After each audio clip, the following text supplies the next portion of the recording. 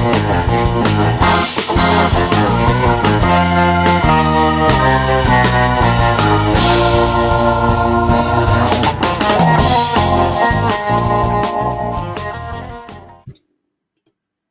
what's going on tonight? It's Tuesday at 8 p.m. right on the dot. I nailed it. Finally, I got the timing to work right. 8 p.m. Eastern, Tuesday nights, coming to you live. I'm in Jacksonville, Florida, here on the East Coast. Thank you all for joining me. We got Byron Ratliff from Sweet Serpents from down in Tampa joining us tonight. If you've not met or heard of Byron or seen him before, stick around. He's a great dude that is making his way, and I've met him vending. He definitely was vending at the Daytona show, and we're going to learn about kind of where he's at and his journey on his business adventure or endeavors, I should say. And I think that there's some good things to learn, but I also know that Byron's a really good dude, and I'll tell you some of the interactions that we've had and how we went from kind of strangers to being on the show here together. So stick around. Byron from Sweet Serpents coming up in just a few moments.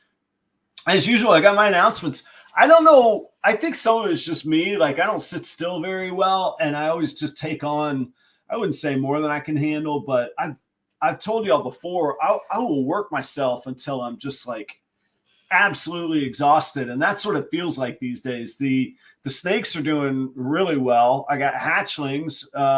I've still got eggs in the incubator. I've got my pairings I got to get done, and I'm doing a couple like little warm-up pairings. I've got some first timers that maybe need a little practice, a little nudge. And then some of the females that didn't go last year, I'm also kind of giving them a one-off prep pairing at the time right now. So I'm very busy on that. And it's kind of crazy in Florida. As soon as summer like ends, as soon as the super oppressive heat ends, it's like the entertainment gig season just opens up. So music is busy. And then maybe I'll tell the story one day. It's a little new and not everything's finalized, but it was a strange opportunity at work. I thought things were maybe winding down and I was going to need to find something else or find a new consulting project.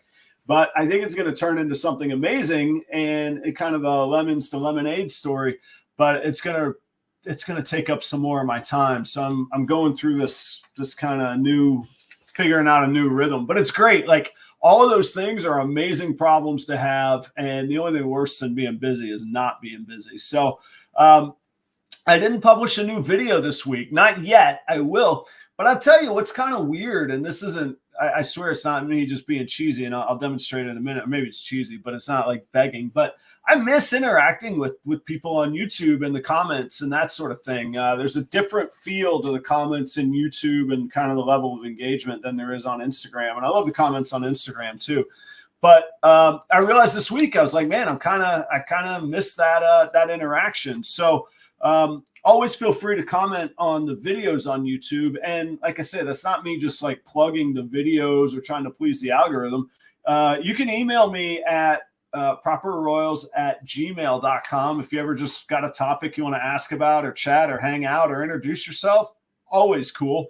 And the last thing you can do with, I kind of wouldn't mind keeping this a little more business centric, but, and this is a plug, but if you go to my Morph Market store, my cell phone is there. My text is there. You guys see, like, I'm wide open. I'm an open book. I'm transparent. So go check out Morph Market and you can, text me if you feel like it. Like I said, I almost prefer probably to keep the text a little more professional, but I'm never going to tell you to run you off kind of thing. Speaking of Morph Market, I got some new animals up. Shout out to Pat. And Pat's up in Massachusetts, I think. I don't know. I got a few snakes going out this week that were purchased on Morph Market. So I got new snakes going up there.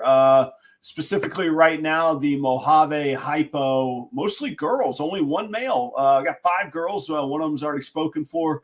And the Banana Mojave Hypo female. That's a female banana.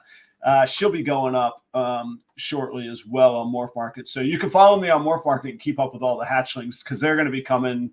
I've got 5 clutches that are all in the process of their first few meals or at some stage in the game on that.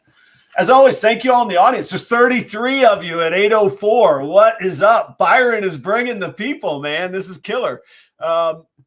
It's hard for me to look at my notes when I'm kicking off the show and see the comments and see the stats, and I try and engage with you on the camera right here. Look at that, 33, killer. Hey, thank y'all for being here. If any of y'all came over from Byron's pages or Sweet Serpents pages on Instagram and you've not been here before, thanks for checking out the show. I hope you consider sticking around and subscribing and hanging out. I do the show every Tuesday night, and it stays focused on ball pythons. I got to give a special. I was really kind of moved, I guess is the right way to put it. Touched sounds weird, right? I was moved this week. A gentleman named Shannon Peck. His Morph Market store is called Green Dragon Brokers, and it's his first year breeding. But get how cool this is. All the sales of the snakes, Shannon is a veteran himself, and I'll leave the details of that stuff there. So first off, thanks for your service, Shannon. But all of the proceeds, not the profits, all the income, all the revenue of all the snakes that he's selling this year. Sorry, that is an alarm here in the snake area that I need to turn off. I'll get there in a second. All of the revenue from the snakes that he's selling this year are going to a charity called Tunnels to Towers. It is the letter T, the number 2, the letter T.org. T2T, tunnels to towers.org. And this charity raises money to pay off the mortgages of homes for families who have lost, I get chills, who have lost somebody in action. This is what happens in the military and when people serve and volunteer. I thought it was great. I thought it was fantastic. Go check out Shannon Peck at Green Dragon Brokers. Green Dragon Brokers is the name on the Morph Market page. That is not a paid endorsement. That is not a sponsored spot. It just I was real impressed with that. I think it's fantastic. So go check it out. The live shows. I wasn't joking when I said thanks on the 33. There's 38 of you now. We've been, I say we because it's a little community here and you guys are part of it. We've been averaging or hitting a new plateau of like 700 views each week. Usually the night of, there's 200 to 300. And then throughout the week, the shows, it was hanging out around 500. We're up to like 700 views now. And you all are staying really engaged. And like I say, 36 out of the gate. Usually we kind of peak around 840. So we'll see how it goes tonight. Let me turn this alarm off here.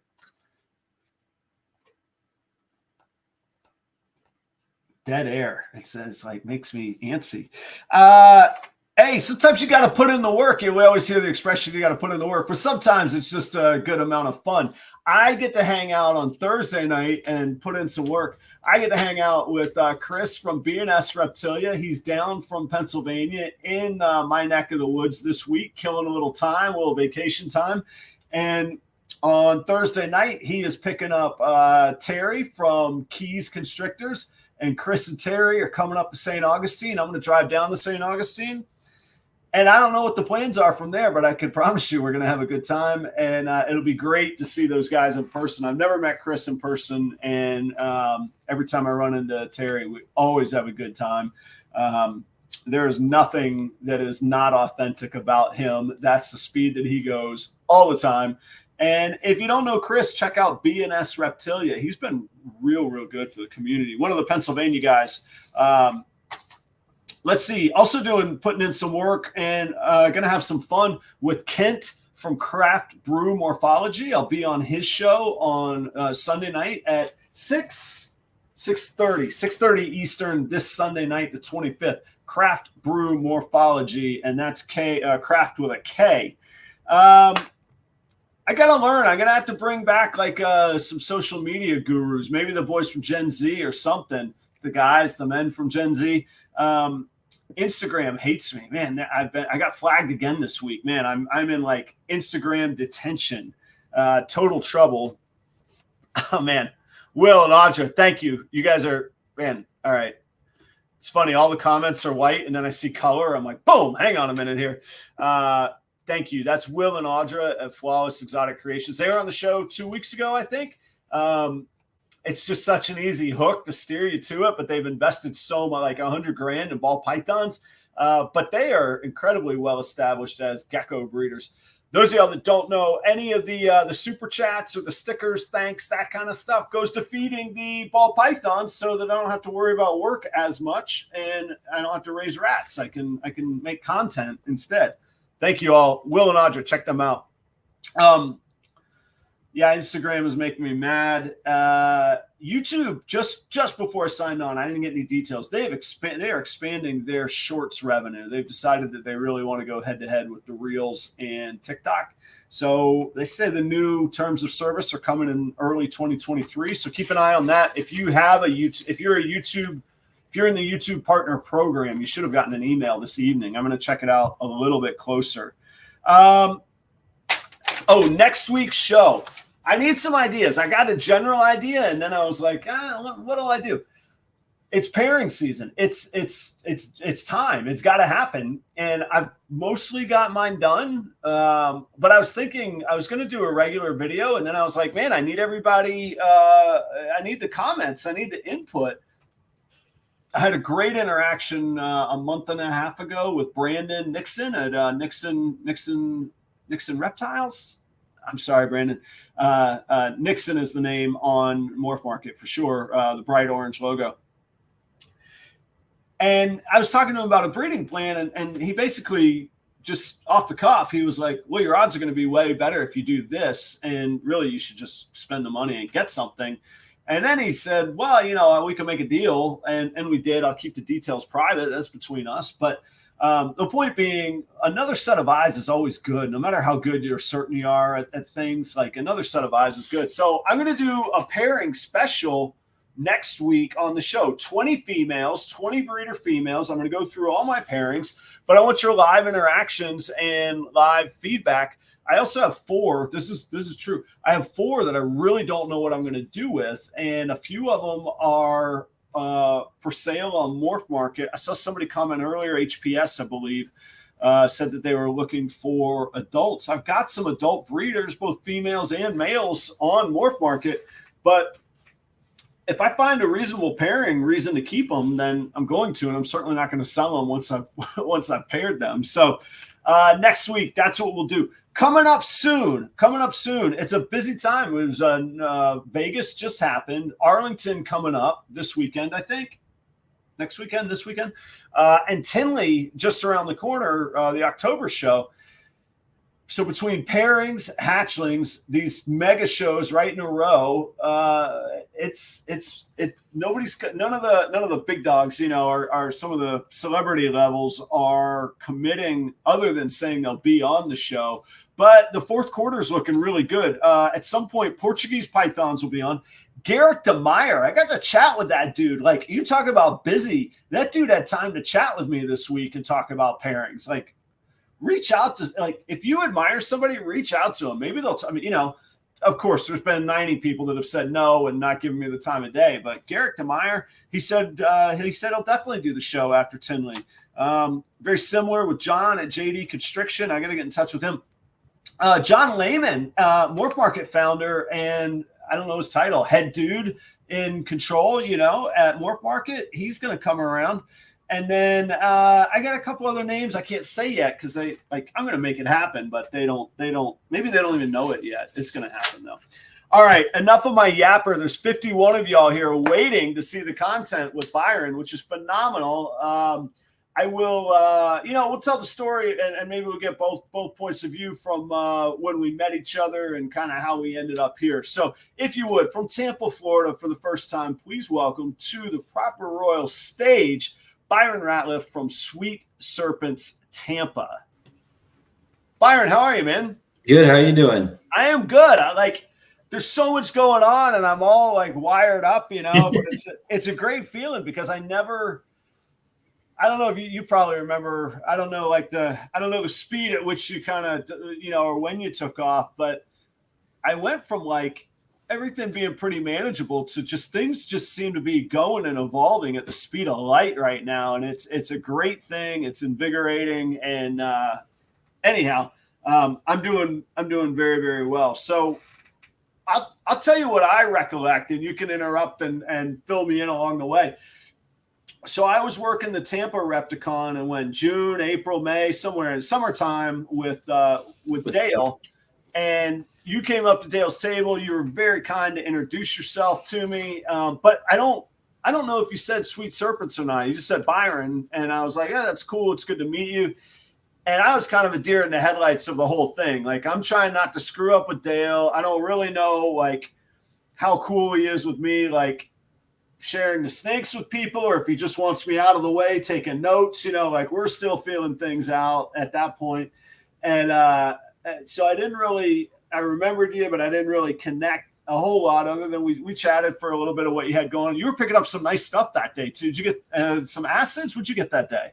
That day I got a spot nose, yellow belly, Gaia, GHI, I think. Oh yeah, GHI, spot nose, yellow belly, possible Gaia, but Dale thinks it's Gaia. So nice. I haven't posted a picture of that one. I just kind of been holding on to it. Just waiting to see. And then I picked up some hypo stuff for my buddy George. MD? No, buddy George that lives close to me. He buys rodents off me and stuff. So cool. I know Dale a little bit, and I was like, hey, if you want those, let me know. I'm going to the show. And I called Dale, and Dale's a real cool guy. He's helped me out here and there, and he's a real relaxed guy, good to get along with, and he'll sit there and talk your ear off. So yeah, he will. And and he's got killer stuff too. Oh, so absolutely.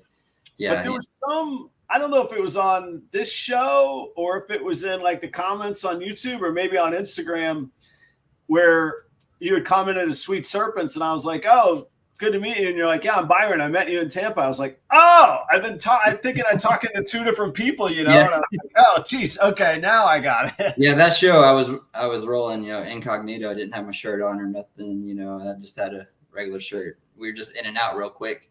Picked up a few things and, made the best of it real quick and got out of there. So that one you're like the tale of the guy that catches me off guard. So it caught me off guard when I realized that Byron and Sweet Serpents were the same. And then, man, I felt bad. I didn't look and I didn't keep in touch, or maybe I wasn't following you right or something I'm walking through Daytona and I looked to my left, like right down Main Street, man. There you are. Yeah. Like in the big room, I was like, man, this is fantastic. So I was really pumped to see you there too, man. Yeah. That's always a fun show, just to get out there and kind of get your name out there. To people come from all over to go to that show, and it's nice to, see everybody and talk to them, see what projects and stuff they're working with. So it's definitely one of the, 2 or 3 that could be considered are sort of our Super Bowl. And like, I'm sure us locals probably voted the one, Yeah. So I'm glad it's not too bad of a drive from where I'm at. And it's good because I get to go see a lot of people that, I may not have seen all year. And, you get to connect back with them, go out for dinner and stuff. It's kind of a big hangout. It is. I like it though. It's, that's when you get to meet people and, get to pretty much meet them and, talk and stuff like that. It's really, really cool to do that. So it was a world of difference. I went last year for Saturday, and I spent the day down there and then came home. You're right, man. The connections, the camaraderie in the evening between dinner, the auction, and then I don't know about you, but I hung out late that. Yeah. Miguel from Perfectly Engineered Reptiles is in here. He and I, anyhow, there's a little less alcohol these days in Daytona than before we arrived that weekend. I'll tell you that much. So, but it was great. I mean, just the people that you get to meet. I mean, it was fantastic. And like all the people that we look up to, and Josh that discovered the acid or proved it, or whatever the right one is. He's there. Yeah, just all, you're like, oh, look at that. There's Justin. Justin wasn't vending, but he was there, and you're just like, yep, okay. This. I seen Garrick DeMeyer there a couple years ago too.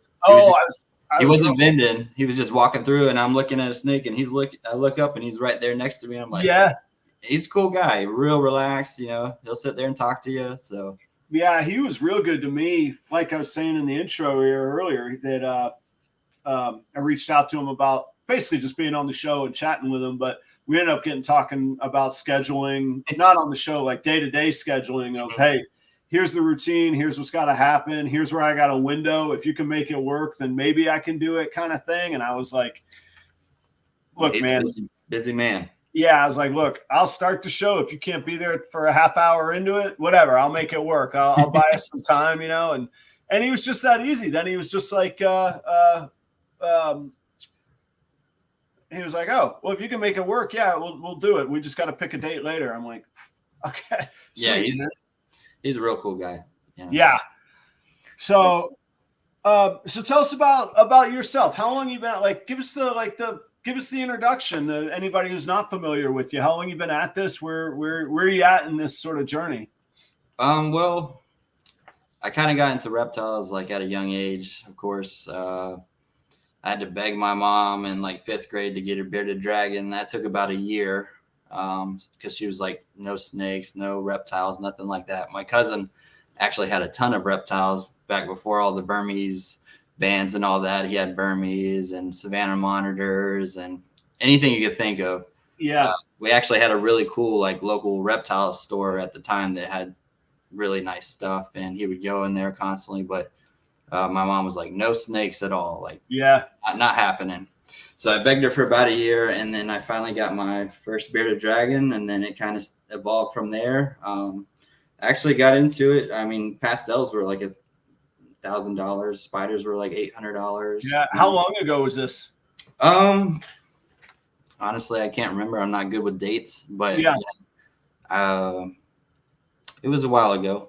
Yeah, I mean, that had to be 12, 15 years ago for it was pastel. Yeah, it was a while ago. I mean, there wasn't much, like back in the day. I mean, a bumblebee was a deal, like those were like, I remember they were like $4,500 for a bumblebee.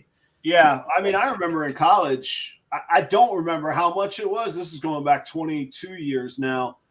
But I remember the Pied may as well have been $1 million. Whatever it was like, okay, because I'll never have that, like it was, and it's amazing that I'm still blown away. Like, here I am hatching them this year, Yeah, and so I actually grew up on like kind of like a small farm, and I raised pigs and stuff. So when I take the pigs to either the state fair, county fair, Strawberry Festival, I'd actually use that money to buy reptiles and stuff. So oh, cool. Yeah, I got into that I did that for a while, and then I got out of it. I still had my equipment, like a lot of my racks and stuff. I had PVC racks at the time, and I just had them stored. And then Dawn actually had a snake she's 25 years old now. The snake is, and wow, yeah. So ball python, yeah, and, cool.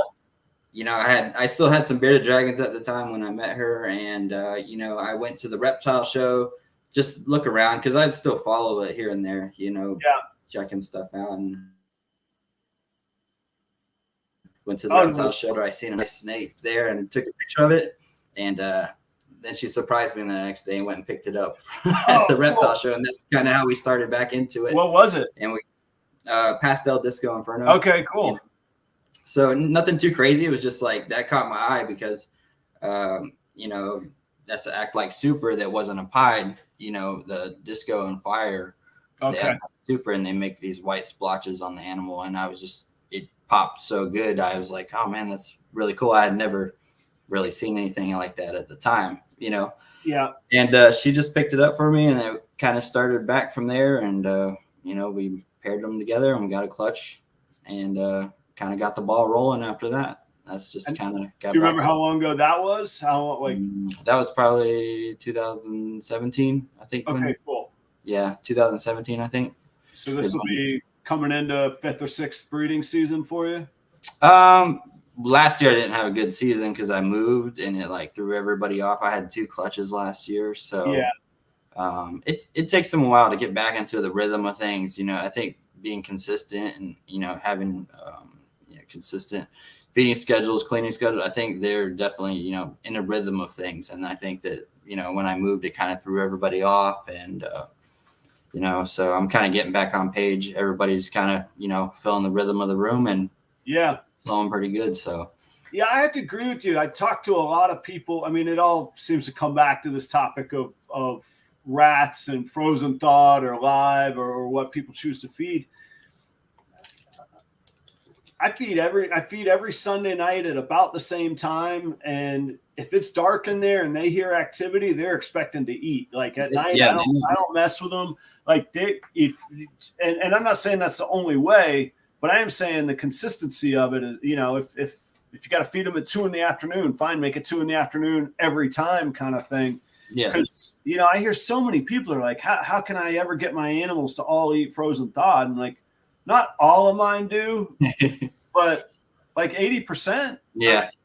So it can. And I think that here's the other thing that I have to tell people. I think in time I could get all of them to the ones that I want to make sure get up to a certain weight, or that I have sort of not a deadline, but is it more important to have them on frozen thawed or more important to get them breeding? Okay, I'm going to get them breeding, kind of thing, in a healthy way.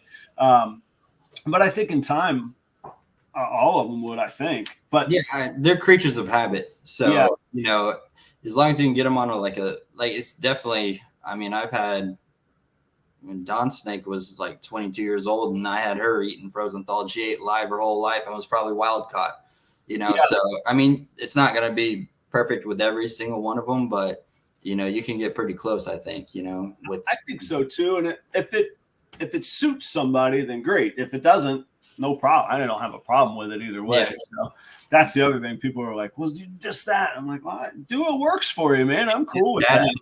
That's a big part of it, doing what works for you. There's a million different ways to do something. As long as you come out with the same result, that's all that matters, right? Yeah, that healthy, if you're not endangering the snakes or yourself, or hopefully not, dying under a ton of debt, financially yourself and the snakes are good. Rock and roll, man. Yeah, I know. I got nothing more to say about that. So you're in Tampa now. Where were you talking about when you were growing up in farmland? Was that in that central Florida area, or was that? Yeah, it's in a little town called Baum. So it's growing up around there now, but I mean, we used to play football in the street and you could count the cars that go by and know whose car it was. So yeah. Where'd you go to high school? I went to East Bay and Leonard. So okay. I went to my freshman year. I went to Hillsborough High School. There in Tampa. Yeah. So my dad moved over. Man, I think I went to either 6 or 7 schools before I graduated. From elementary to high school. So we just moved constantly. So like almost anywhere in Florida, I could be like, oh, I went to school, somewhere near somebody, kind of thing. Yeah. But yeah, my freshman year was at Hillsborough High School. Jeremy Bott asks, how far from St. Pete are you? About 45 minutes. Oh, cool. Yeah. I seen him at the Show Me Snakes show. So yeah, he said he was about 5 minutes from that, and I'm about 45 minutes from where that show was. So yeah. Oh, cool. Minutes. He was like 3 tables down from Dale's table where I was working.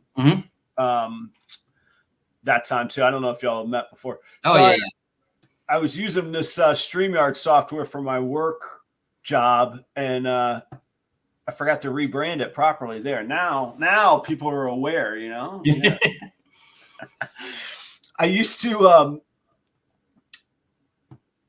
I had somebody like they took a film clip from the show before I had my logos up, and it got like 10,000 likes, and they didn't like tag me or anything. I'm like, that's it, man. If you want, it's gonna be on my chest, it's gonna be in the corners, you're gonna know who this is. No, marketing is definitely I'm not very good at marketing because I'm not super technological and stuff like that. So, that's a big deal of it. I mean, you have free marketing everywhere, it's, you got to get good at that. I'm trying, but, it's definitely a stepping stone for sure, Yeah, I'm not comfortable with it yet. Like the whole like super chats, feed my snake. I'm like, man, just get on with it, Adam. Just, but it's, you gotta say it, or the subscribe or follow, like it's part of the game,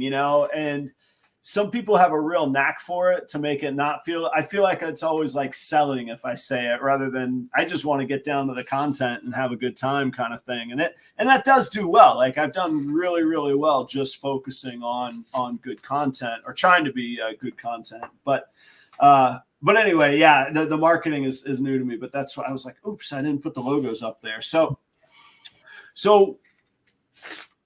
and if I'm putting you on the spot, I apologize. I don't mean to. Where are you at on there's sort of a spectrum that we all seem to go through from hobby on one end and business on another. And then, of course, we got to live and pay bills and have the lights on in between those two things. Where are you on that? And what do you have going on along those lines as far as like day job, where you see yourself? Where's sort of the trajectory at right now?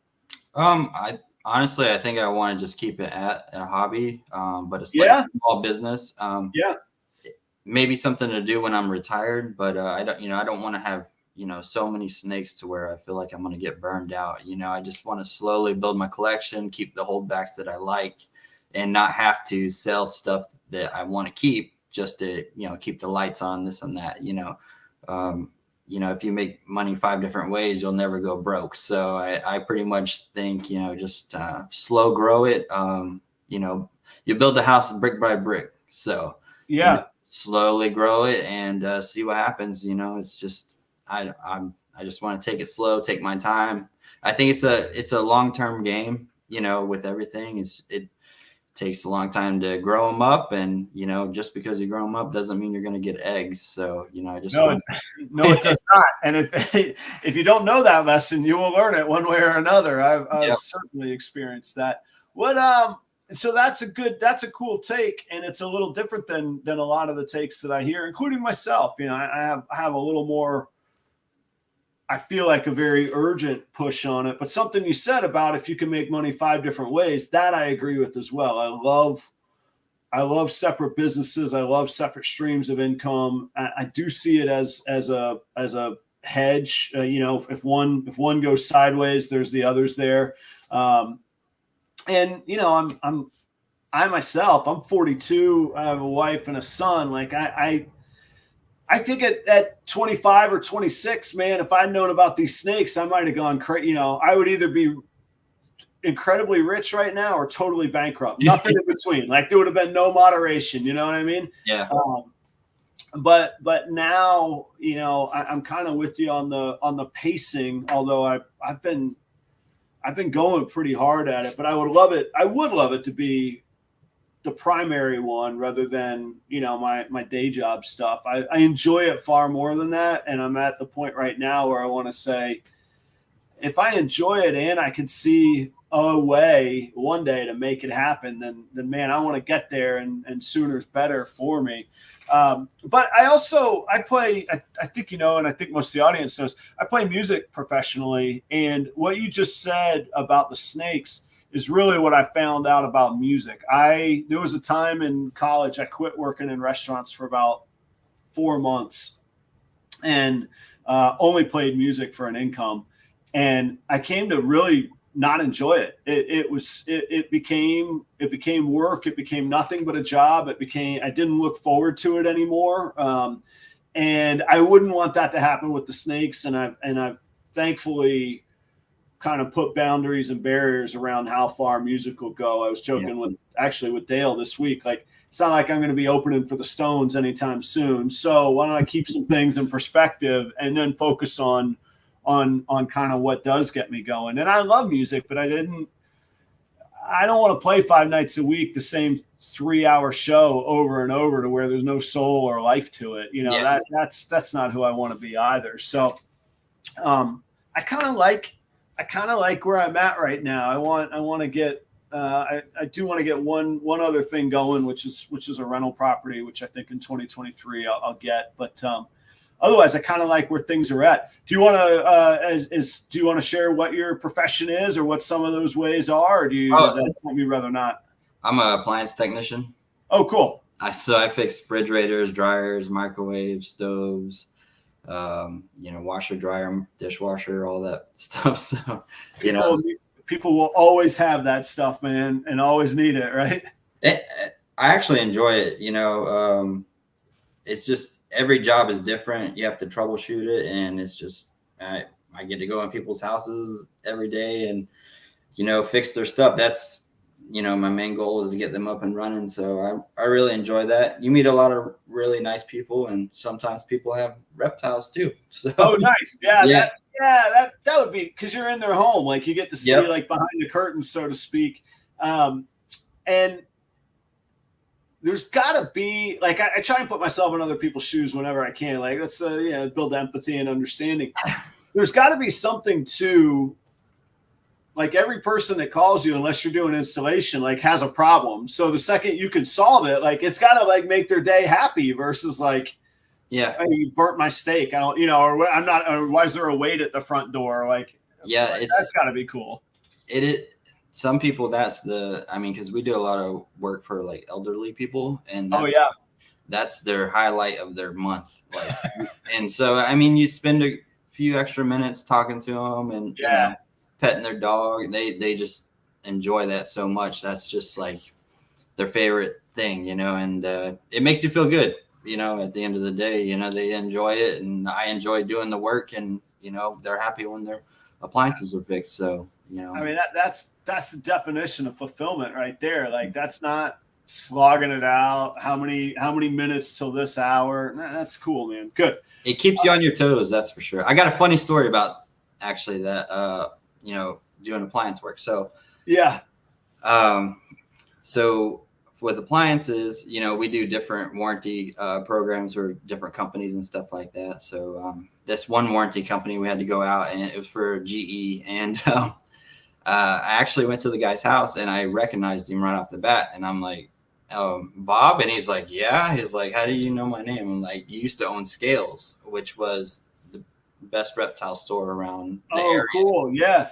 He had like 9-foot Nile monitors, and like he had a really awesome store, and I would go in there and get crickets and stuff. Like every time you went into the store every week, he had something new, like in the displays, like knobtail gecko. Like this was back in the day, like knobtail geckos and like leucistic rat snakes, really cool stuff that you really wouldn't see. And, I ended up hanging out and talking to him for a while. And then he ended up buying, because he's still got a green tree python that's like 18 years old. And cool. He doesn't have the store anymore, but, he buys rats off me occasionally and stuff. And it was just really cool to, reunite with that guy. Like he was a really good guy. And it was just What did he say when you were like, dude, I know you owned that store? Like, was it like a cool thing for him too? Yeah, he says he gets it all the time. I actually worked at a restaurant too prior to working appliances. And I was just, where was I? Oh, I was watching TV at the bar. It was really slow that day. It was raining. And him and his wife were eating lunch, and they were leaving, and I recognized his voice. And I turned around, I was like, Bob from Scales. And he's like, you should be a cop. He's like, but he's a character. He's a really, really good guy. And, it makes you realize like, how small the world is and why networking is important, Like, it's very important, So that's how I met Miguel, was actually off a Craigslist ad on, I had posted rodents for sale, and that's how I met Miguel from Perfectly Engineering Reptiles. And now he lives like 5 minutes away from me, and he comes over and gets pups, and we help each other out. That's what it's about. Miguel's a great dude. He's a guy that I met. You were talking about having dinner with people. We had dinner at in Daytona, but at the Tampa Repticon, for whatever reason, Steve Casino took us out, and it was like, I took us out. We went to the Wing House across the street from the Kid Rock concert. But nice. In the rain, it was that was something. But I bet that place was packed, wasn't it, while it was raining? It was slam packed, and there was disastrous service. It was terrible. It was. I've described it as like a bootleg Hooters with everybody sopping soaked in their Kid Rock attire. So. anyhow, but yeah, it's a great time there's just great places to network. You never know like who and when you're gonna meet people, and that's cool. I never would have thought about that, like, you know, helping people out at their house in that way, networking and meeting people that way too. Have you come across any like super cool reptiles in other people's homes? I did meet another guy that he breeds ball pythons and stuff, and you know, so he's like, you want to see something cool? As soon as I pulled up, I already knew like something was up, because he had in his trash, he had a live animals box, like in the recycling, and I was like, oh, okay. Yeah, like, I know what this is. Yeah, overnighter, FedEx. I got it. Yep. And I came in, and he had this incubator sitting right there, and you know, we're talking. He's like, hey, you want to see something cool? And he shows me, like, you know, he had ball python eggs hatching, and we were sitting there talking about it for a while. So it's a small world. And then, you know, some other one of the elderly couple that, you know, we do some warranty work for, they had I think a monkey-tailed skink that they've had for like 15 years. Oh, really? Yeah. Yeah. And that was just, it's crazy, you know, the things that you see when you go into people's houses. And, you know, reptiles they're great pets, and they're getting more and more popular, especially with people living in apartments and stuff like that. You know, it's an easy animal to care for, and, you know, they're great pets, you know, and people. That's a great point. Like, you don't need a yard. You don't need you know, you're never going to clean up a pee stain off a carpet with, you know, with your ball pythons or whatever. That's a really good angle too, actually. Yeah, because I mean, if you go to rent a house and they say, oh, well, you have a fish tank, and like you got to worry about leaks and stuff like that. You know, because we used to rent our other house, and they did not care that we had snakes, you know? Yeah. You know, and a lot of people are afraid of them. They're just like, no, that's fine. You know, because you know, they want to charge you more if you have this many dogs or cats and stuff like that. So definitely. And I mean, this is my first year in 14 years. I haven't had a rental property, but this is, you know, as a landlord, I would tell people, I said, look, you got to pay the pet fee up front, because I love dogs. I got dogs, but they're going to cost me cleaning at the end when you move out for the next person to move in. And then secondly, like, I don't know if your dog's amazing or terrible. So because of that, it can't be bigger than 25 pounds, because anything bigger than that could really hurt somebody. And they're going to come after me, kind of deal. But yeah, as long as they were a legal snake, snake that is legal in Florida, yeah, I would love it. And yeah, obviously I wouldn't, as a property owner, I prefer them not to have rattlesnakes, you know, but otherwise, if they were licensed, I probably still would. Yeah. And just to capitalize on that too, at the Show Me Show, there was so many parents there with like younger kids, and, you know, these kids were absolutely wanting reptiles so bad. And, you know, the parents are like, well, we got to do more research. And like, that's exactly what we need. Like those, you know, kind of people that are like, you know, we're just looking, we want to do more research. And there's so many like little kids that were just, you know, their minds were blown. You know, I remember going to my first reptile show, and like, you don't realize like that's another door that you go into, because the things that you see, you know, wasn't in magazines back in the day. Like, no. You know, I used to get reptile magazines and stuff like that. And it's just like, that's a whole nother level. And it's just like, you know, that's exactly what you need for the industry to grow, is new people coming in. And, and well, that's exactly how it was just before COVID, but you know, with having my son would have been 7 at the time, you know, we see this advertising, you know, family Repticon package, basically a half price deal, you know, day of type of thing. And they're like, okay, I got nothing better to do. It's and Asheville, this is in North Carolina. Yeah. Asheville's kind of known for being a cool, weird town anyway. So I'm always like, I'll go to Asheville. We're going to go snakes in Asheville. Sure. And we go, and I was just like, whoa, like mind blown. Yeah. And even my son was like, that's cool. Bearded dragon, want a turtle, you know, this and that. It's like, dude, you know, so same kind of thing, do a little research and figure it out. And and here I am now with a YouTube show. Hey, I got to say, there was 74 people in here. There's 69 right now. if it's not a record for me, that is right there at it. I want to say one time I might have flirted with 77 or 78, but anyhow, thanks everybody that's out there. Thanks for checking out the content. I am watching the comments now, as well as keeping up with Byron. So I've seen a few questions for Byron that I've been making notes on. I don't want to just interrupt them and tear them all 5 different ways, but we'll get to those. So keep it coming. Thanks everybody for hanging out. If you don't know, that is Byron from Sweet Serpents, and all of his contact information and how you can follow him, as well as his own website, are down in the description as well. So you can just click right there. The links are there for him. So talk to me. You mentioned a little bit about it earlier. What's your strategy when it comes to holdbacks? The extreme is sort of hold back or profit, and of course there's 19 steps in between of, well, if I get this, maybe this, or this year I want to invest in this, and the trade-off is this. What's kind of your general strategy? Where do you lean towards? Do you hoard everything? Are you really selective? Where are you at on that? Well, I mean, you never hit exactly what you want, so right.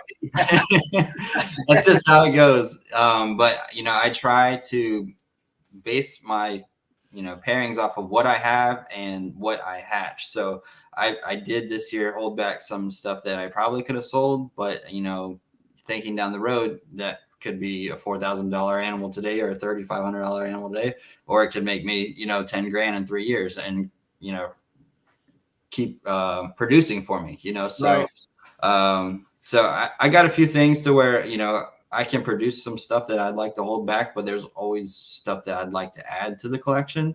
Yeah. And I'm just trying to, try to make cool stuff that I like. I like a lot of highway and asphalt and Desert Ghost, Clown, stuff like that. Leopard, Orange Dream, big fans of all that stuff. So, I try to keep stuff that I like, stuff that I want to produce, and then sell the byproduct, at the shows and stuff like that.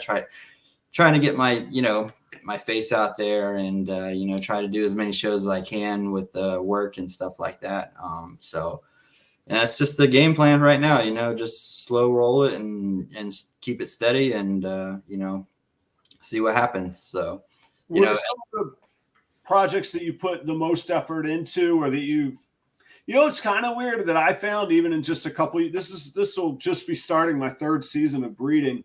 I find that I anyhow could lay out all the plans I wanted, but then based on what hatched, and then also what opportunities through the year came along. There was, I mentioned on the show one time that I still do adore pieds. And it was suddenly people were like, well, here's an arrangement. This will, I got 2 females out of the blue from Jeremy Bod. And then, another guy ended up offering to sell he wanted to sell his old collection. And at first I was like, I'm probably not the guy for it. And I was like, but let's talk. And I was the guy for it. You don't know where these opportunities, that's the old the preparation and opportunity, and so, but anyway, what's the project that you gets your most focused on, or that you're focusing the most on in your collection? I really like the highway stuff. I mean, because I have a lot of yellow belly stuff and gravel and asphalt stuff too. So, I mean, I really like that. I just like, the contrast that it has. But I mean, I do have some, not a ton, but a little bit of Desert Ghost stuff too. I just like to try to make animals that will look good as adults. And, it's just, trying to be creative and see what, genetics work with others that, because I feel like everything's just one gene away from being something crazy, and just try to work something different and try to take different angles and approach, to different things that I enjoy, and just really work the things that I have in my collection and try to grow from there, so. What's that you enjoy the most that you brought from the highway projects? And then where do you personally want to take it to, whether it's already been done or not? Well, I mean, let's see. I got some OD Inchy highway stuff that I really liked how that came out. The 2 girls that I had grown up, the Orange Dream highway girl and the Orange Dream Inchy highway girl, they didn't go for me this year. So, right. but their sister did, and she turned out to be yellow belly, which wasn't the best, but still got a clutch out of it. So I can't complain. Everybody came out nice and healthy. So that's all that matters. I like the Cypress too. I really like Super Orange Dream, supers that you can like capitalize on, like something that's not going to get washed out, like, Orange Dream, stuff like that. So I'm trying to really focus on Orange Dream stuff. I really like Desert Ghost stuff, as they age, the animals look fantastic, Right. I still feel like there's a lot to be done with codoms and stacking certain things together with recessives too, though. So it's really hard for me to focus because I have ADD, and like when I go to the reptile show, I want to buy everything. So I just have to keep telling myself, like, just stay focused, like, because there's a lot of beautiful animals out there that I would like to have, but I have to try to get things that will work for me in the projects that I'm trying to push forward, so I just try to stay, as much as it's so hard to, I just try to stay on pace, and I'm not trying to blow up quick. I'm just trying to take my time and just be consistent, and because at the end of the day, they're animals. I mean, you can do as much as you want. That's right. Have everything perfect, husbandry and feeding and everything like that, but it relies on the animals at the end of the day. So well, and I think it's a really valid point that we can't lose track that it's animals. Like I had Ty Park on, and he said he talked about slowing down and really focusing from breeding to focusing on his iguana land zoo. And I said, well, what led to that? Just that you were richer than you were before because of success and that stuff. And he said, I didn't want it just to become a python farm or just like a puppy, the version of a puppy farm. And that really kind of hit me. Like, it's easy to get lost in the numbers, and it is a business for a lot of people, and I want it to be a business for me, but I don't want to lose sight that it's animals, and I don't want to lose sight that hopefully it's a kid or another breeder or another collector whose eyes are going to open up wide when they get to see it and feel that joy, So it's a delicate balance. And I'm sure some people would go, yeah, you're chasing money. I am in some ways, but I hope that it's got to come from somewhere. So why not do it with something that we enjoy and that we can bring some joy to the world in, And I don't think money's a bad thing though, either, because, if there's an animal that I want, I'll pay the money for it, and and that if it's going to help me, and that's, a perfect example of what I like, there's nothing wrong with it. People have been doing that with not just reptiles, but horses, dogs, and you name it, anything, if you'd see the prices on some of those horses, you would be, make our collections look like nothing, man, like nothing. Well, and I would say not all. We know there's unscrupulous people out there in our world. Most of the people I interact with are nuts about the care of their animals, man. And I mean that in a fantastic way. Like that, I have a lot of pride in that we're not taking horses out back and shooting them because they got a chipped hoof, and it ain't happen. That equivalent just doesn't happen in our. Maybe it happens in our world. I don't see it very often, and it's not commonplace the way that I know it is in other industries. So you also said, and I've said this kind of tongue in cheek before, but I mean it. Ball pythons teach us patience and focus, like you were saying. Big time. You have to, and I can't remember if it was. I think it's right when you first came on the show, but maybe maybe we were talking before you started. I went from like being like antsy, like what's going on today? When's the next thing gonna happen? To like, holy cow, there's so much going on with these snakes. Like it's eating me up right now, but it in a wonderful way. Like I say, in a fantastic, like learning a lot, invigorating way, and good things happening. So. I love it that way. Anyhow, let's see. Somebody asked, well, it was mainly Morphs, I believe, that asked. We had touched a little bit earlier on the topic of rats. Do you feed frozen thaw? Or do you feed live? I think you feed live, right? And breed as well, don't you? Yeah, I did feed frozen thawed for a while when we were at my other house that we were renting. I wanted to breed rats really bad, but I don't know if they would have liked that too much. They did have a little shed out back that would have been okay to get started in, but yeah, it's frozen thawed was hard because, you know, I didn't like wasting the rats. You know, if I thawed everybody and, you know, for some reason they didn't eat, I didn't like wasting them. But yeah, I breed my own rats, ASFs and mice. I have like 9 colonies of mice, probably about 40 tubs of rats, and probably 2 large colonies of ASFs. So I overproduce, so I have a few people that get rodents off of me that helps me out, and that pays for the bedding and the food and stuff like that. There you so go, yeah. They're pretty content with themselves. So yeah. And what are your what's sort of your stats on holdbacks and breeder stock, things that aren't for sale? What size volume are you working with?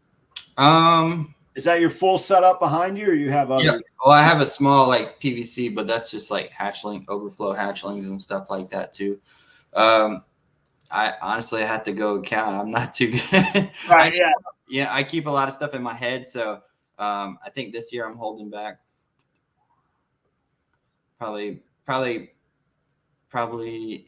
8 animals that I've produced. You know, I got 3 growing up and stuff, you know, so I'm just taking my time. You know, I used to really like dwell on like, oh, I'm not doing good. And, you know, this animal didn't, you know, produce any eggs. Like, you know, what am I doing wrong? And I think that you just can't be like that. You just got to go with the flow. The animals are going to do what they want to do. You can have everything right. And they know their bodies better than we ever will. So, you know, why did this female reabsorb or this and that? You know, it's just right.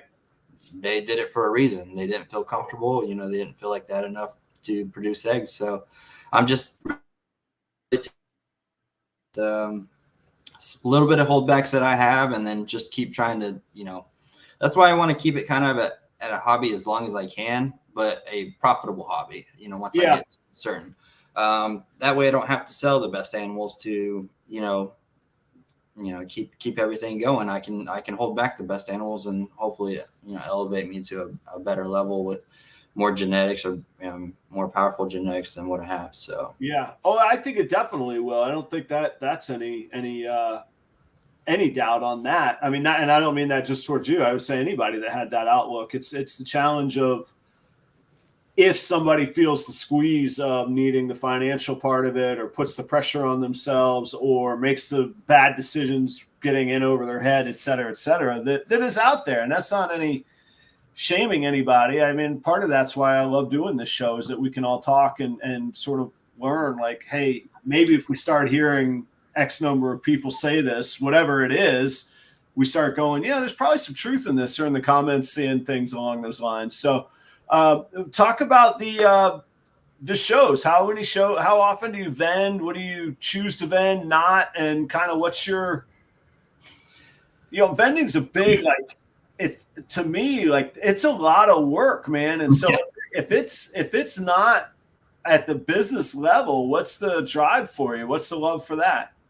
I just, honestly, I like talking to people. So I really enjoyed the face-to-face interactions. For me, for the show, if I can cover my table cost, then I'm all good with that. If it covers my table, then, I mean, that's advertisement. I'm getting to meet local people in my area. They may not buy Snake today, but they may take my card. And if I had a good interaction with them, they may call me down the road. That's right. I did, my first show I did was actually Daytona, like maybe 2 or 3 years ago. So I actually packed all my snakes in a bag. I had like 2 or 3 clutch, enough to fill one of my next level displays. So I had everything packed in a bag. I was going to Daytona, and while I was there, I was going to buy the next level display off of Chris Davenport. So I didn't even have my display or anything until I got to the show and bought it off of him. And Chris has been really good.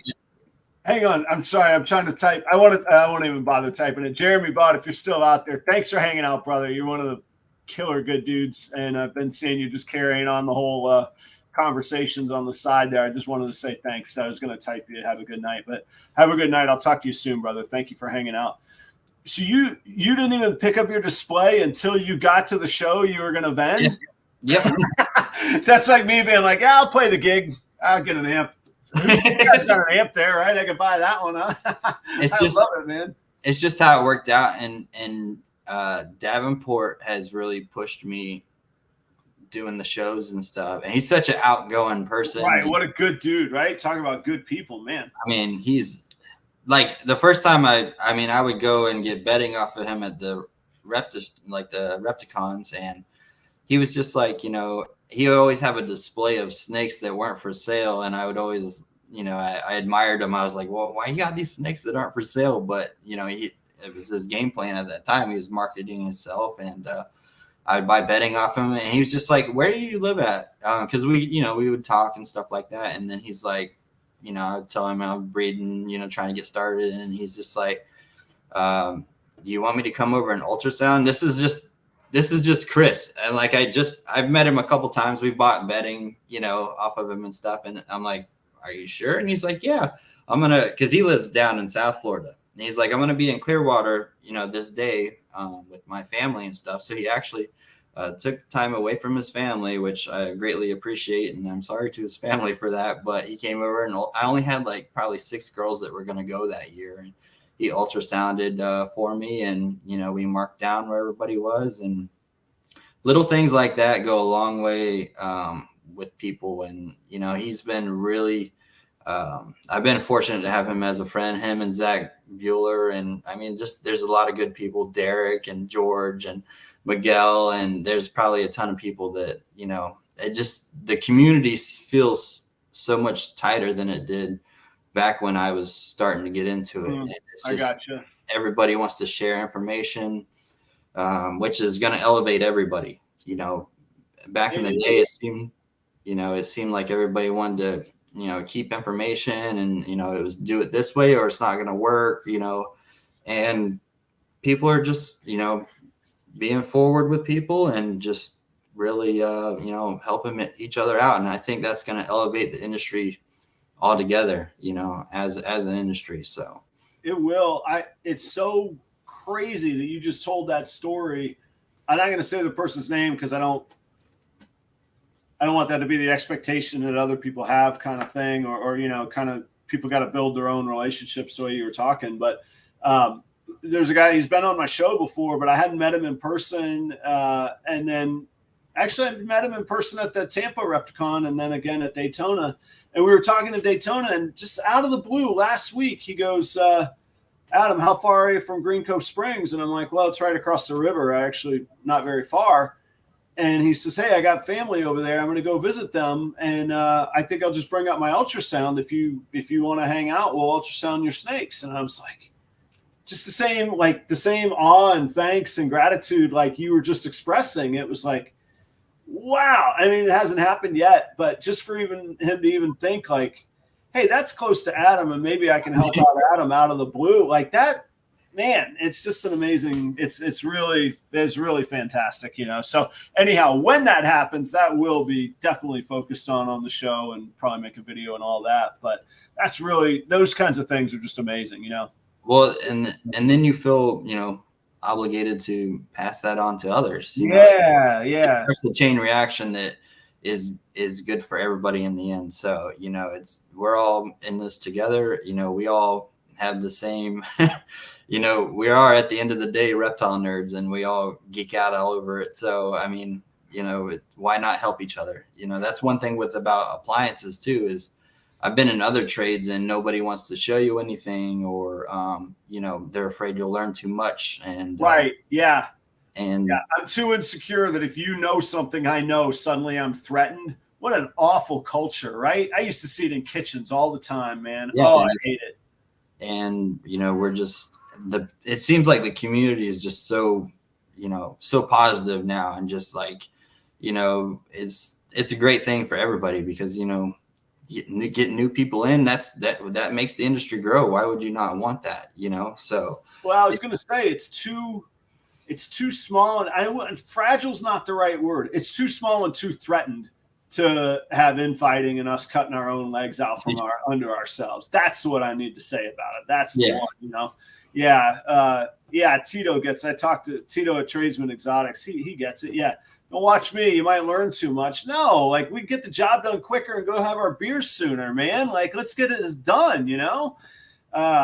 Anyway, I've seen that, insecure leadership and insecure team members and all of that.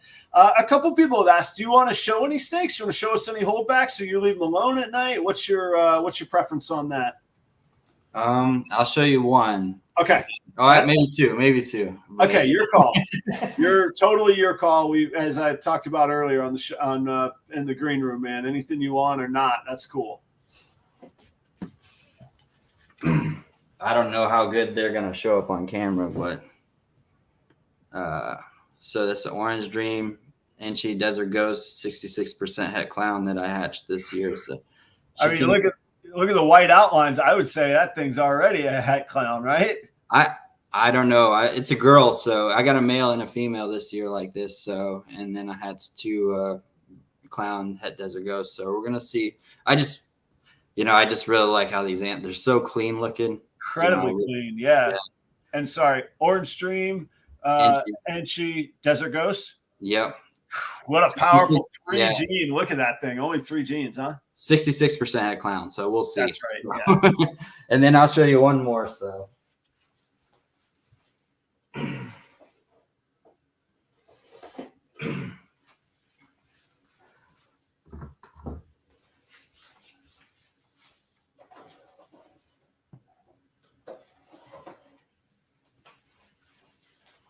Everybody always likes this one, and I'm not 100% sure what she is. So my best guess is Orange Dream, Inchy, Cypress, Phantom, or Mojave. Possibly could have leopard in her too. But she's a female, so we're gonna see what happens with her. Yeah.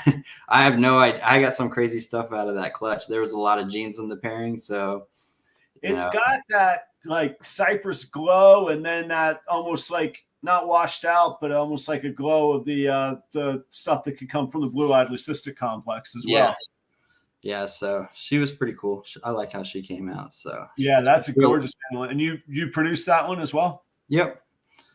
So I really like how she came out. So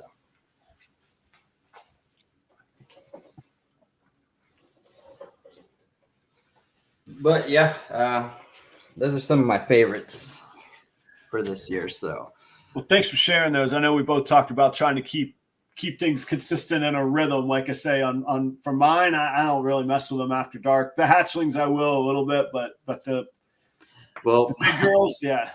My snakes are in my house, so I'm here all day. On Saturdays, when I feed, I don't mess with them at all. Like, right. I feel like that throws them off. Like if you're in showing them off, either spot cleaning or showing somebody, that just throws them off the rhythm. So I try to, Saturdays don't mess with them, feed them, and then after that, water bowl changes and stuff like that. So it's just trying to keep it consistent for them, and see what happens. I think they do well like that with consistency. Yeah, they're creatures of habit. Other than my hatchet, like right now, if I open the tub, it'd be my hand, man. I ain't going to go. I'm not going in there with those girls right now, man. So what's next? What's on the horizon? What are you looking at picking up? What do you want to add into your collections and your profit, or not your profits, your projects? What's kind of got you feeling like there's an itch you need to scratch, man? Well, I'm actually excited about the Gaia gene that I got off Dale. That animal, I'm going to show that real quick. Okay, I was going to say, because I remember you picking it up, but I'm not familiar with the gene, and yeah. I'd love to hear some insight on that.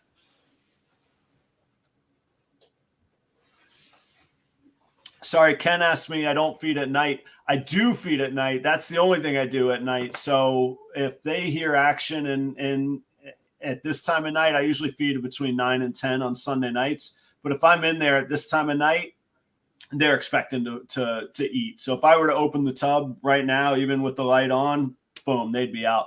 But yeah, I definitely feed at night. I feed at night and then get out of there, and they're alone for 8 or 9 hours kind of thing.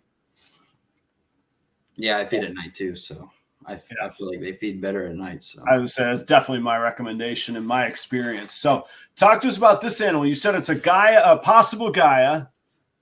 Dale thinks it is Gaia. It's a spot nose GHI yellow belly Gaia. I have a lot of yellow belly stuff because I like the yellow. Right. I like the highways and gravels and asphalts and stuff like that. But she's actually changed quite a bit. The camera doesn't really pick it up. Maybe I'll post a picture tomorrow. I kind of just been having her sit around for a while, so I was trying to keep it hidden. But thanks a lot, Adam. Well, I told you didn't have to show anything. She's grown a lot since you got her. I remember she was not big at all when you got her. No, yeah, she was very small, but she's a good eater, and her colors have actually changed quite a bit since I got her too. She's really rusty, got a real rusty red to her, and it's just it's not a crazy combo, but sometimes just the right combos can make great looking animals. I'm trying that's all. I'm trying to just make aesthetically pleasing looking animals, animals that look good, that are eye catching. That's it's how you layer them too, just layering the certain codoms on top of recessives and stuff like that. I think you're always just one gene away from making it just how you want to, Yeah. Yeah. I'm gonna put this. I'm gonna put her up real quick. Yeah. What's up? How old is she? She's early 2022 or late 2021? She's 2022. Yeah. Yeah. So she's 2022. I think early 2022. Yeah. So, but cool. Yeah, she's a good eater, and really like her. So.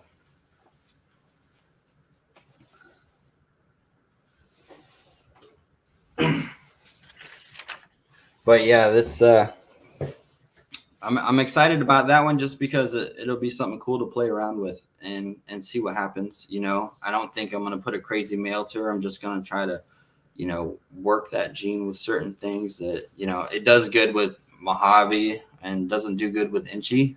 So if you go on Dale's page, he's got some really cool stuff on there. So I'm gonna talk to him about it and see what he's thinking about, and we're try to go a different direction and compare notes. Yeah, he's such a great resource, and in my experience, totally open book as well. Very open book. I'm sure he probably got annoyed with me talking his ear off at the shows and stuff, but I mean, he's just a real good guy. Everybody that I know I'm forgetting people, but everybody that I've talked to, and it's just like we got a real tight, community around that I'm very thankful for, because I think that pushes you too, Right. Yeah. Having like-minded people around you is going to, benefit everybody, because you are who you hang out with. So you are. Yeah. There's almost to a person, everybody that's been on the show has a version of that saying, whether it's, if you hang out with 5 millionaires or you hang out with 5 dogs, you're going to be one or the other of them. Make the choice kind of thing. Or like you say, hang out with the people who are the good people in the industry. And I couldn't,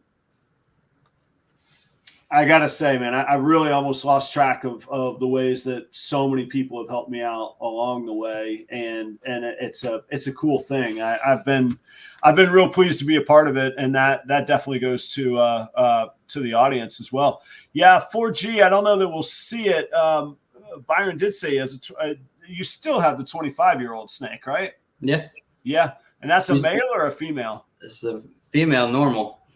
Female normal, yeah. Yeah, you want she looks good. You want to see her? Yeah, if you want, man. Yeah.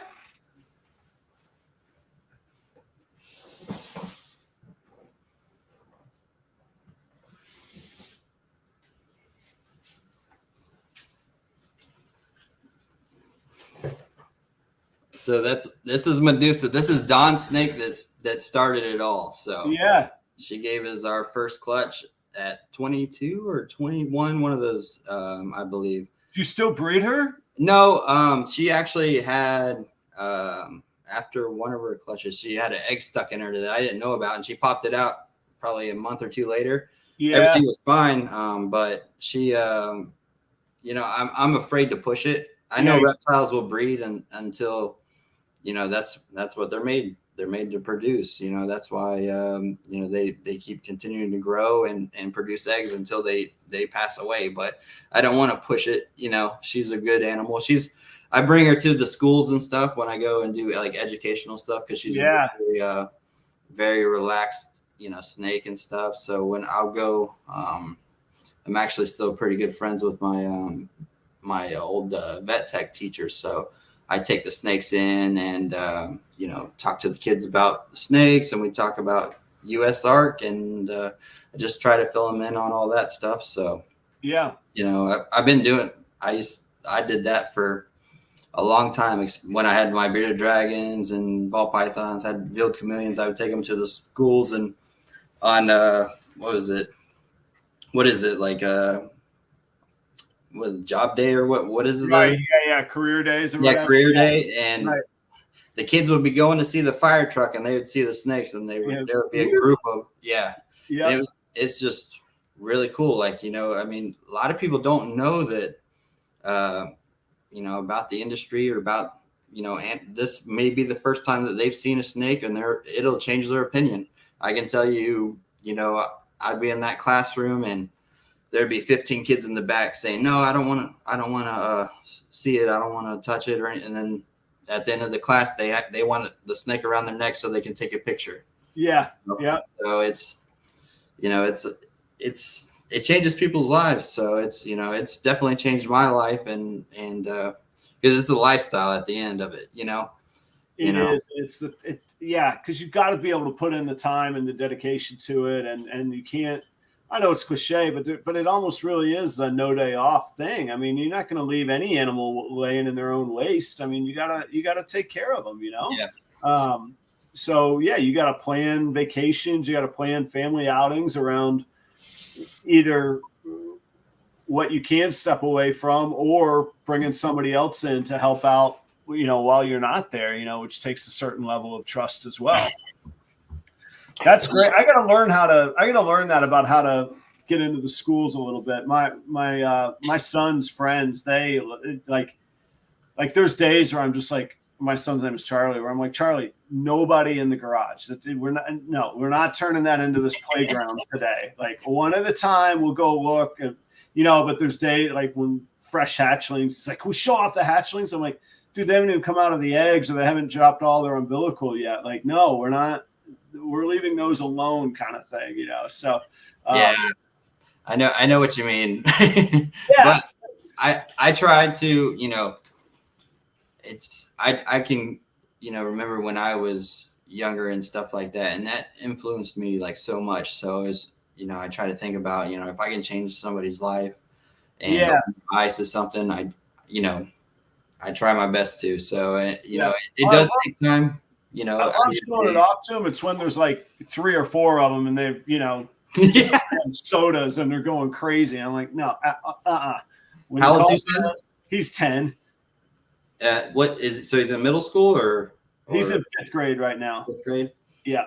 So if he goes to middle school and they have agriculture, you know, that would be a good way to get in, because, you know, that's actually a lesson, you know. I did vet tech and stuff like that too. So, you know, they can use that in their lesson plan. And I tell you what, that it's a good way to talk to, you know, people about US, like, because my agriculture teacher, she taught vet tech and stuff like that. And she had no idea that, you know, I was explaining it, you know, if say you live on the Florida-Georgia line and you have a turtle, and your turtle is banned over in Georgia, and your vet's in Georgia, you know, you just violated a Lacey Act law. And, you know, I was explaining to him like how this is going to hurt the veterinarian industry too. And, you know, I told him about the petition, and told him about, you know, the American Competes Act and where it was hidden in there. And, you know, it opened a lot of kids' eyes. And I think, you know, it just really, you know, you changing, you know, just that little bit of information, that little bit of time. It's just the peek in where they go, you know, because a couple of them are going to walk right through it into the world of it, you know. And I always feel like it's almost like an Alice in Wonderland kind of thing, where I was like, This is all underground. It's all behind doors right around us in our own neighborhoods, you know. And there's a woman, I can't even remember. Oh, I know how I met her. There's like on Facebook, there's like a neighborhood page where people complain about everything, you know. But forever, people are like, oh, there's a snake in my yard, you know, and 19 people would be like, kill it. And then I would always see her say, I have the tools and the knowledge. I'll come get any snake out of your yard. I don't care if it's venomous or not. Don't kill it, kind of thing. And I reached out to her one day. I was like, hey, what's this training in this background? Oh, really? She's got her license to handle venomous. She lives six houses down from me. Like, it's just crazy. Like, we ended up having her and her husband over. She's actually in one of the egg cutting videos. I was like, hey, you wanna cut some, you wanna hatch some ball pythons? And like, yeah, her head damn near exploded. You know, she's like, oh my gosh, can we? Yeah, the whole world, like it is. And I think that's why networking is so important, you know. And you know, I'm very grateful for the people that are around me, you know, to allow me to do that and just link up with them. And I mean, you know, that's a big part of it, you know. Yeah. And people learn and share their knowledge, and I hope this is like the virtual place for that to happen as well. Because I mean, anybody that's watched the show for very long knows that, you know, I do the show as much to learn and to build a network as well, but also just to share what I can transparently. So when's the next show you'll be vending at? Where can people come support you? I'll be at the Tampa show in November. I think it's 12th and 13th. That is Veterans Day weekend. Yeah. I think the 10th, I think the 11th is Friday, so the 12th and the 13th. I'll be at that show with Dale, as a matter of fact, as well. So cool. I'll be working that again, trying to learn some things so I don't feel so overwhelmed. I think 2023 is going to be the year that my inventory levels meet making sense to go to start vending shows. So Byron, thank you so much for being on the show. A special thanks to Dawn. I assume she's still off camera running the show there for you. I know she does a lot for you, and it's great to see you both out at the shows. I'm really glad that we connected and had the opportunity to run into each other in Tampa, but now to spend this time together. I hope you come back sometime soon too, man. Oh, absolutely. Anytime. You know, I have to give her a big shout out because she really got the ball rolling on, you know, pushing me, and you know, she knew that I could do it, and she's gave me all the support.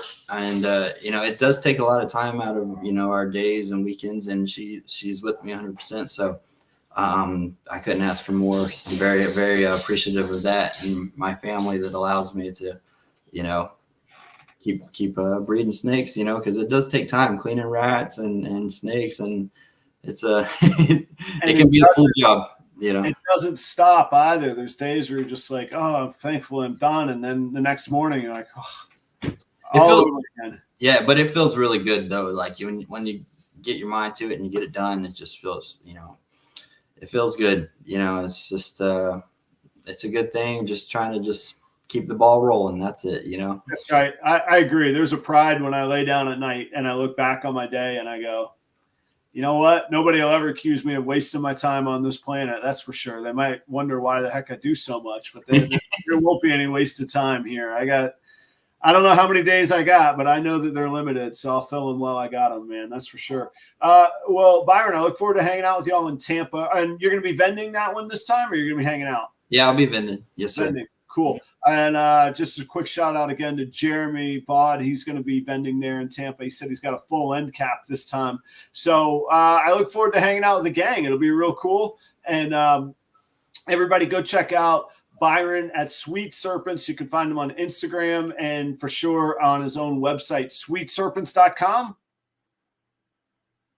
I think you froze there a little bit, but we do have a website, but it's not like, what was that? Sorry, you had frozen for a minute. There was just a lag of silence. I was like, well, I think, but it's for sure. It's definitely in the description down below the link. Yeah, we have a website, but it's not up to date. We need to work on that. So, but yeah, Instagram, Morph Market. I think Facebook too. I just kind of started getting back into that. Yeah, I wasn't sure if the Facebook one was up to date or not. It didn't have your ice cream logo. I was like, I don't know if this is legit. If it was like somebody else pulling from you, I was like, you know what? I'll focus on Instagram and your I think website. it's under my name. My Facebook's under my name. Oh, so, I gotcha. Yeah. I think they kicked me off for saying available or something like that, and then it wouldn't let me get back. I tell you, Instagram's been on me. I've decided I'm just not gonna write words on Instagram anymore. I think is what it's gonna be. So, hey, audience, thank y'all so much. We were above 70 for like 80% of the night. Unreal. Like this. Like I get geeky on the stats, man. No, that's good. I want to thank everybody that I really appreciate it, Adam, having me on the show. Means a lot, I like what you're doing, and I appreciate everybody coming to check it out, all my friends and family that aren't snake people, and I really appreciate you having me on. It's an honor. So my pleasure. And like I told you a couple times leading up, whether you realized it or not, you were always cool to me. You didn't treat me like an outsider or some new punk kid or whatever, and that's always meant a lot to me, so I appreciate it. We'll do it again, man. We'll absolutely do this, and maybe in November we'll grab a beer or something. Oh yeah, for sure. Perfect. Not as many as I grabbed but a beer or two would be just fine. So all right, guys, thank y'all so much. Thanks for joining tonight. Byron, thank you to you and Dawn. Best of luck. I can't wait to see you in November. Next week, guys, let's do the pairing episode. Maybe I'll even have a sidekick to bounce ideas off of or to moderate comments, but let's get my pairing plans set up for 2023 season. It's already that time. So thanks, everybody. I will see you soon. Byron, hang out for just a minute, man. Right. I'm gonna hit the music, everybody. I think. Oh, here it is. Time for the music. All right, everybody.